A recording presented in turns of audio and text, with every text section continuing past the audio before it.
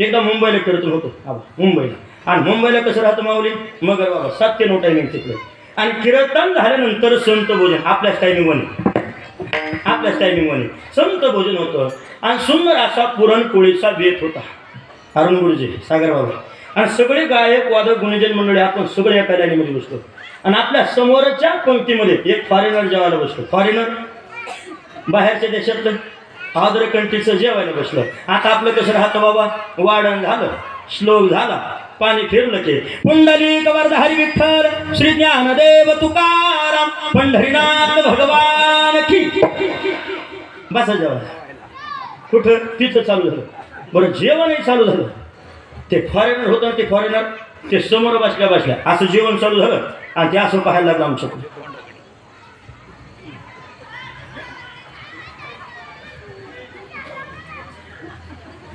आणि असं पाहता वाव इट्स ओके भाव, वाव इट्स ओके भाव. आणि माझ्या फक्त लक्षात आलं बाबा याचा मेळ लागला कशाबरोबर काय खायचं. ती पूर्णाची पोळी होती ना, खिरी बरोबर खायची का सारा बरोबर खायची का कढी बरोबर खायची. मी जरा दंडेलच होतो खाकड्यावर मी जरा दंडेलच होतो. मी इकडनं त्याच्या भाषेत म्हणतो शुरू करा जेवण, शुरू करा जेवण, शुरू करा. ते तिकडनं त्याच्या भाषेत म्हटलं शुरू करा, पण कशा करा. मी म्हणलं पोळी तोडा, दुधात गोडा, तोंडात घाला, शुरू करा. ते म्हणे समजा खराय म्हणे, पण हे पुरण याच्यात आत कशा गेला. ती पोळीच हुकलून पॅक होते. त्या एड्या हल्लेलं वाटलं हे पुरण याच्यात आत कसं गेलं. म्हणून तुला हे जर समजून घ्यायचं असेल तर माझ्या भारत देशातच जन्म घ्यावा लागणार. आणि संस्कृती जर पाहायची असेल ती फक्त आणि फक्त आपल्या पवित्र भारत देशात आणि महाराष्ट्राच्या मातीतच पाहायला मिळेल. नको बाबा याचं नाव घेतलं, त्याचं राहिलं, त्याचं सोडलं, त्याच्यापेक्षा वारकरी संप्रदायाच्या उखाण्यात नाव घेतो. सोन्याच्या तारा चांदीचं विना गोड वाटतं टाकले बाबा आपले वारकरी संप्रदायाचे. नाही ते हे सैराट झिंगाट आल्यापासून संस्कृतीचं मातेर झालो. आपल्या चांगल्या संक्रांतीला एका त्यानं नाव घेतलं. मला संक्रांतीला उन्हाळा संपला, पावसाळा लागला. गेले होते शेतात, लावली होती सरके, आली तिला मिरची, तो महापारशा आणि मी त्याची आरची मिळे. अहो चांगल्या घराण्यात हो. सुंदर सुंदर हारी वाकडी तिकडे पाय, सुंदर सुंदर हारी वाकडी तिकडे पाय. आमचे अजून कसे दिसना, कुठं गटारात पडले का काय. नाही हे नका येऊ. कधी ते आपल्या वारकरी संप्रदायाचे सोन्याच्या तारा चांदीचं विना. आणि तुम्हा सर्व सज्जन माय बापांचं नाव घेतो. तुम्ही रामकृष्ण हरी म्हणा, तुम्ही रामकृष्ण हरी. म्हणजे याचं घेतलं त्याचं राहिलं झंझटच नाही याच्यात. हे काही फक्त साऊंड सिस्टमच नाही तर माईक इज अ बेस्ट आणि बेस्ट इज अ ऑपरेटर.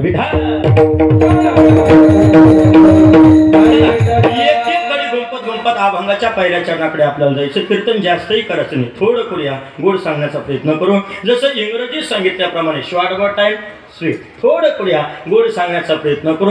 भाग्यवान तुम्ही आपण सर्व. या पवित्र भारत देशात महाराष्ट्राच्या मातीत तुमचा आपला जन्म झाला. पवित्र ते कुळ पावन तो देश जेथे हरीचे दास जन्म घेतले. याच्याही पुढे गोड वर्णन केलं की या जगात जर बघितलं सर्वात श्रेष्ठ भारत देश आहे. भारत देश ज्याच्यामुळे उज्ज्वल आहे त्याला महाराष्ट्र म्हणतात. आणि महाराष्ट्र ज्यांनी घडवला त्याला माझे छत्रपती शिवाजी महाराज म्हणतात. छत्रपती शिवाजी महाराज. बोलिये छत्रपती शिवाजी महाराज की. तिकडे माग कोपऱ्यात तर जोरदार आवाज आला पाहिजे पाटील. बोलिये छत्रपती शिवाजी महाराज की जय भवानी. हर या पवित्र महाराष्ट्राच्या मातीत पवित्र देशात तुमचा आपला जन्म झाला. भाग्य परमभाग्य. कारण साधू संतांची आपली पवित्र भूमी मानायची. साधू संतांची म्हणून आपण भाग्यवान. गोड वर्णन केले ठीक. भारत देश हमारा, भारत देश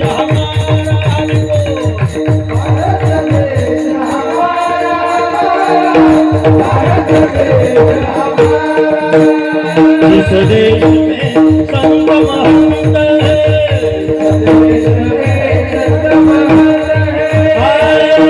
संतो बाबूजिया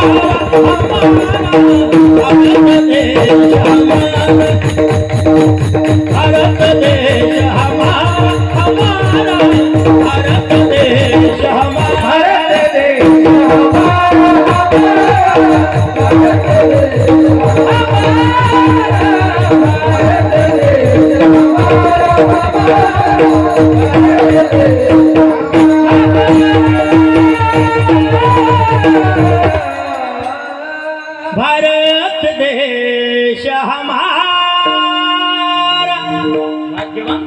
सर्व या पवित्र भारत देशात महाराष्ट्राच्या मातीत तुमचा आपला जन्म झाला.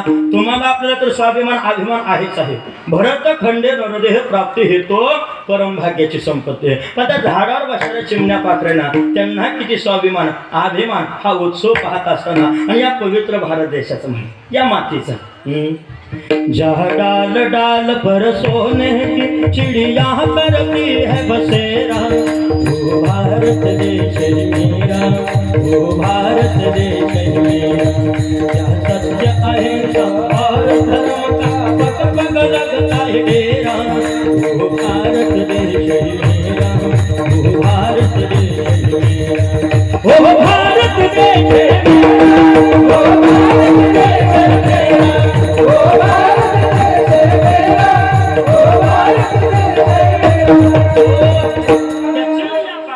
हा उत्सव पाहत असताना किती स्वाभिमान आणि अभिमान. याच्याही पुढे संस्कृती जर पाहिले जगाच्या पाठीवर आजचा दणदणीत हरिपाठ असेल, कीर्तन असेल, भागवत असेल, रामायण असेल, शिव महापुराण कथा असेल, गुढीपाडवा असेल, रामनवमी, हनुमान जयंती आणि संतांची पुण्यतिथी हे फक्त आपल्या महाराष्ट्रात आणि आपल्या देशात पाहायला मिळतं. इतर ठिकाणी मिळू लागत नाही.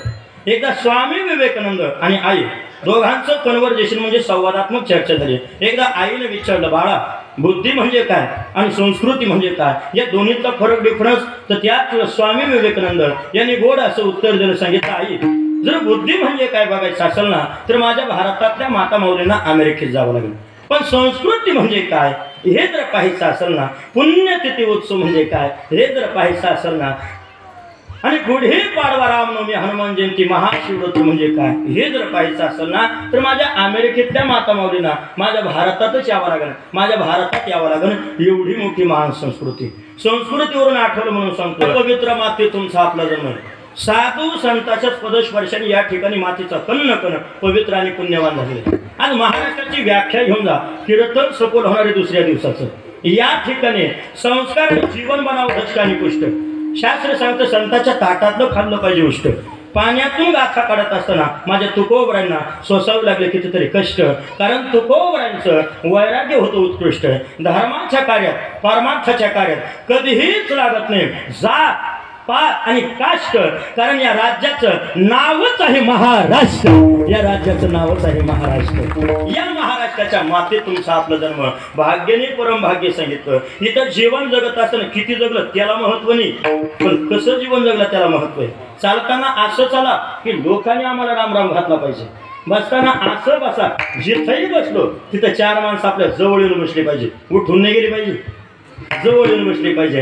आणि मरताना असं मरा ज्यालाही कळलं ना त्याच्या डोळ्यात 2 मिनिटं होत नाही खळखळ खळखळ आश्रू आले पाहिजे. पुण्यतिथी कोणाची होत नाही.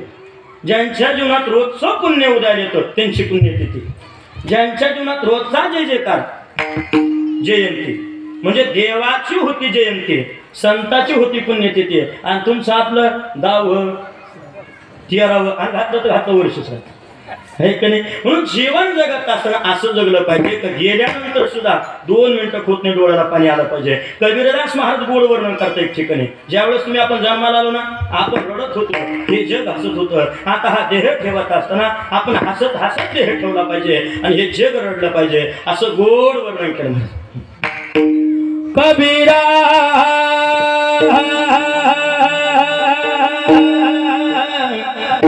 जब हम पैदा हुए जगह से हम रोए, ऐसी करनी कर चलो कि हम हंसे जग रोए.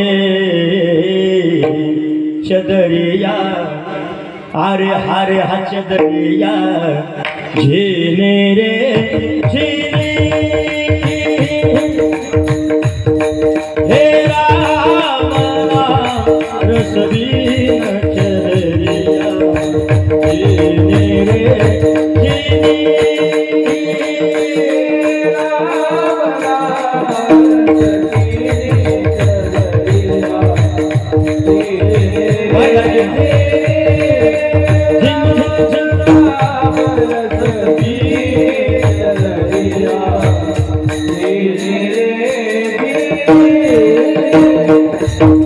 जी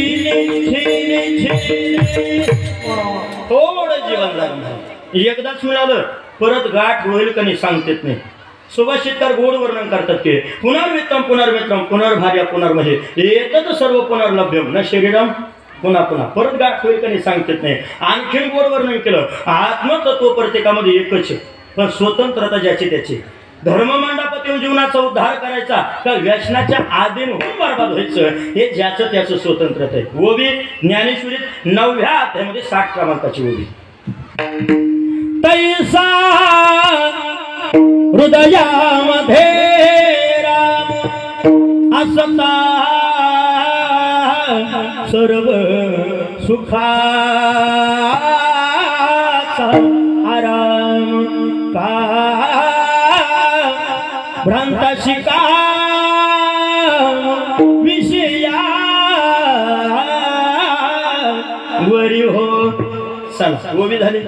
कारण मी नेहमी करतो सांगतो बाबा कीर्तनात गीतेचे श्लोकही आले पाहिजे माऊलीच्या ओव्याही आल्या पाहिजे सागर बाबा आणि कीर्तनाचे प्रमाणही आले पाहिजे अभंगाचे प्रमाणही आले पाहिजे. या सगळ्या गोष्टी महाराज सगळं जुळून आलं पाहिजे. आता महत्वाचं चिंतन प्रमाणे आता सर्व घटी राम देह देही सूर्यप्रकाश कसहस्ररश्मी सर्व घटी राम देह देही सूर्यप्रकाश कसहस्ररश्मी सर्व घटी राम देह देही सूर्यप्रकाश कसहस्ररश्मी सर्व घटी राम देह देही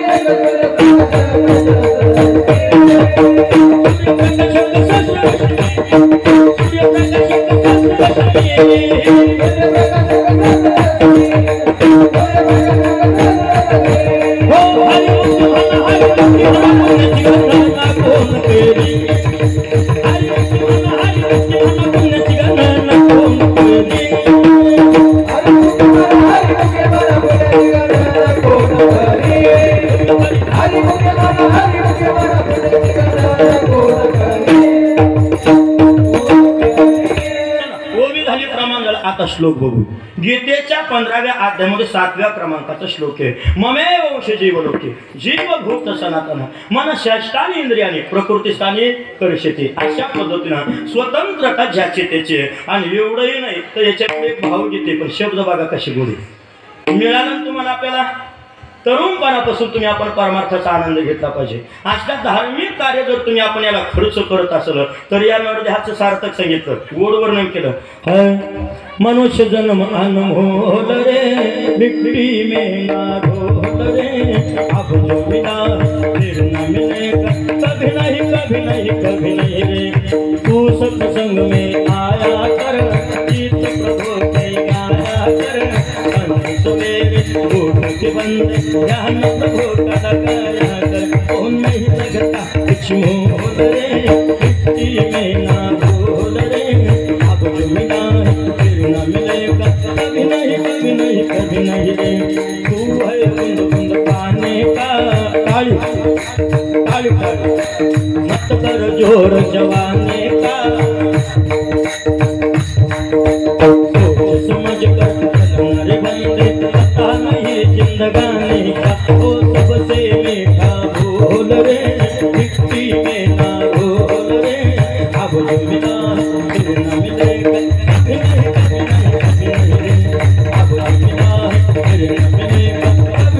कभी नहीं चला एकदाच मिळालं परत गाठ होईल कधी सांगतेत नाही. महत्वाचा आता पहिल्या चरणात एक एक कडी गुंफत गुंफत जायचं. ज्ञानोबर आहे किती जीवन जगले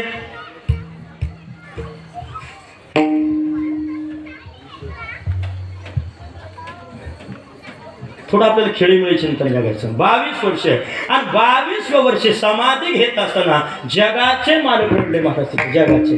आणि जगाचे मालक रडत असताना जवळ रुक्मिणी आईसाहेब होता आणि म्हणायला लागले देवा आजपर्यंत तुमच्यावर एवढे दुःख एवढे संकट आले आजपर्यंत तुम्ही कधी रडलात नाही आज का रडताय. तर त्याच वेळेस देव म्हणता रुक्मिणीला रुक्मिणी भूतकाळ वर्तमान काळ आणि भविष्य काळ या तिन्ही काळामध्ये असा योगी परत होणार नाही असा योगी परत होणार नाही.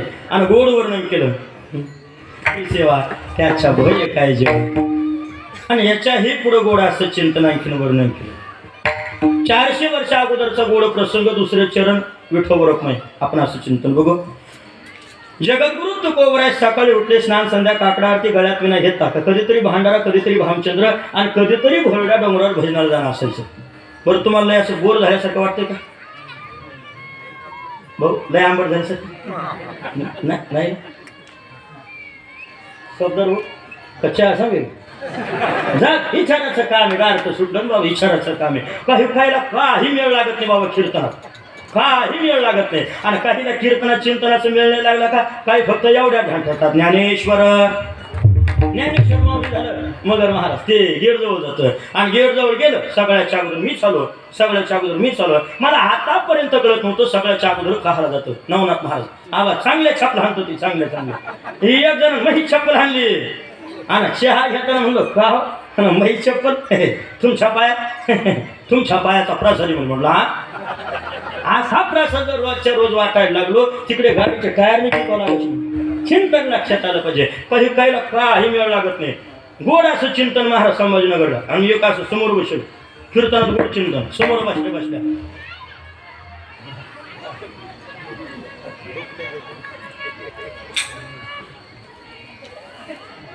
मी अख्खे कीर्तन त्याच्याकडे कोण केलं 2 तास. मी म्हणलं त्या माणसाचं लय साथ बेशिराव, ती म्हणे कशाचा अभ्यास, त्याला ऐकायलाच येत नाही. असाही घोळ व्हायला नको, त्याच्यामुळे लय गोर तरी होईल ना. चला आता इकडे लक्ष द्या.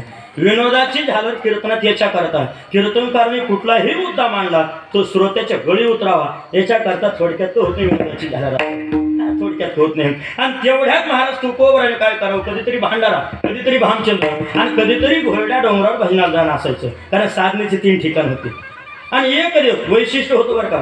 जोपर्यंत तुकोबराय जेवत नव्हते तोपर्यंत आमचे जिजाबाई सुद्धा जेवत नव्हते. आता कसं आहे बाबा अलीकडे त्या बाबाने केलं बाबा म्हणणं आहे की नाही. आणि तेवढ्यात भामचंद्र डोंगरावर एक वेळेस महाराज तुकोबराय भजन चालू होतं. त्या टोपल्यामध्ये भाकरी घेतल्या आणि भामचंद्र डोंगरावर आमचे जिजाबाई गेले.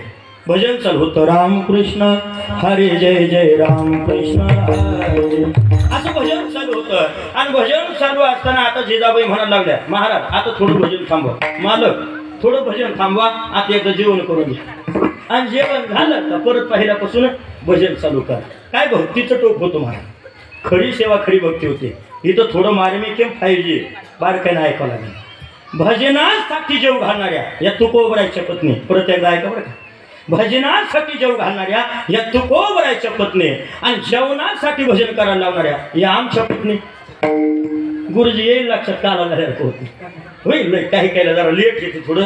आणि एवढंही करतं एक वेळेस भांडारा डोंगरावर तुकोबराय गेली. भजन चालू होतं आणि टोपल्यामध्ये उन्हाळ्याचे दिवस होते, दुपारचा टाइम होता, 1:30 वाजेच्या दरम्यानचा प्रसंग. पायात चप्पलही नव्हती आणि टोपल्यामध्ये भाकरी घेतल्या, पाणी घेतलं, टोपलं डोक्यावर घेतलं आणि तेवढ्यात गावाच्या बाहेर आलं का 3 रस्ते फुटायचे. ज्या रस्त्याने मालक गेले ना त्या रस्त्याची माती जरी कानाला लावली एकच ध्वनी ऐकायला यायचा. कोणता? विठ्ठल विठ्ठल असा ध्वनी ऐकायला यायचा. लक्षात आलं मालक आज भांडारा डोंगरावर गेले. बघा बरं का किती खरी सेवा आणि भक्तीचं टोक होतं. ज्या वाटेना तुकोबराय गेले ती वाट विठ्ठल विठ्ठल म्हणत होती बाबा. आणि आपली वाट लागली तरी जनाबाईच्या गौऱ्या विठ्ठल विठ्ठल म्हणत होत्या. आपल्या गौऱ्यात पुढे गेल्या तरी नाही ना बाबा. काय भक्तीचं टोक होतं. आणि चालता चालता भांडारा डोंगर जवळ आला. काटेरी रस्ते, पायात चप्पल नव्हती, करवंदीची जाळी लागली आणि करवंदीचा काटा माझ्या जिजाबाईच्या पायात घुसला. जिजाबाई लगेच खाली बसल्या आणि बसल्या बसल्या शिव्या द्यायला लागल्या त्या काळ्या विठ्ठलच्या नादी लागून. अधिकार होता ना तेवढा. कोण कोणाची चिंता करतं? आवडीने भावी हरिनाम घेशील, तुझी चिंता त्याची. तर विटेवरच्या मालकाने खाली उतरावं, एका लहानशा गुराखाचं रूप घेतलं आणि लगेच भांडार डोंगर गाठला. जवळ आले. आई साहेब मी काढू काटा, भाकरी पाणी जिकडे तिकडे सांडलेलं होतं, मी काढू काटा. बाळा तुला काढ खेळकाने काटा. लय मोठमोठ्याचे काढले. रावणाचा काढला, हो गारस कंसाचा काढला, आगासूर वागासूर शक्टासूर काग वगैरे ठाप मारिले बाळापणे अवघे देते खाली बुडविले. एवढे मोठमोठे काटे काढले. हा काटा काय होता बघा. प्रसंग डोळ्यासमोर चित्रीकरण करा. 400 वर्ष अगोदरचा प्रसंग. भांडारा डोंगराच्या पायथ्याशी वातावरण आणि स्वतः लहानशा गोराख्याच्या रूपात जगाचा मालक आणि जिजाबाईचा पाय आपल्या मांडीवर घेतला आणि स्वतःच्या दाताने तोंडाने काटा काढला. काय प्रसंग असेल. काय प्रसंग असेल काटा सहज निघला, काहीच कळलं नाही आणि कळणारही नव्हता. आणि सहज विचारलं, बाळा अरे काटा सहज निघला, एकदाचं नाव तरी सांग ना. 8:30 वाजले, आभळ येतोय, विजा कडकड होता, विजा चमकू राहिला, एकदाचं नाव तरी सांग ना. कोण म्हणतो? तुम्ही नका गडबड करू. म्हणे आई साहेब माझं नाव जरी कळलं तरी शिव्यात घालशील, आज तरी पण सांग ना. नाव विठोबा. बर. गाव गारज.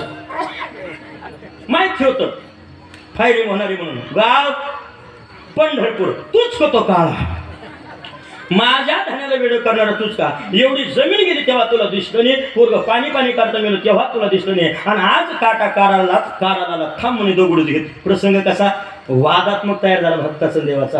आणि हा प्रसंग अरुण गुरुजी ज्यावेळेस भांडारा डोंगरून जगद्गुरु तुकोबर आहे भक्त आणि म्हणताय इथं भक्ताचा देवासोबत वाद आहे, तरी त्याच्यात अधिक आनंद आहे. अभंगाचं दुसरं